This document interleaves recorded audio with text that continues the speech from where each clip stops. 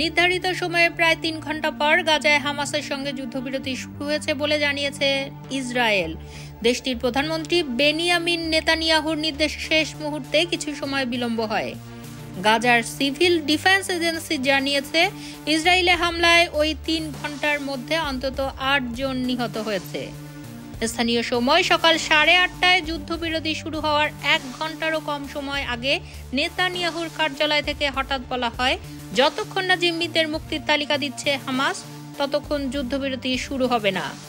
তবে তালিকা দিতে বিলম্বের জন্য হামাস প্রযুক্তিগত কারণ, পরিস্থিতির জটিলতা এবং অব্যাহত বোমা হামলাকে দায়ী করে।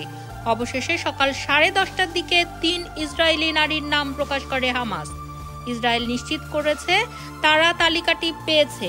এর কিছুক্ষণ পরে নিশ্চিত করে যুদ্ধবিরতি স্থানীয় সময় সকাল 11:15 থেকে শুরু হবে।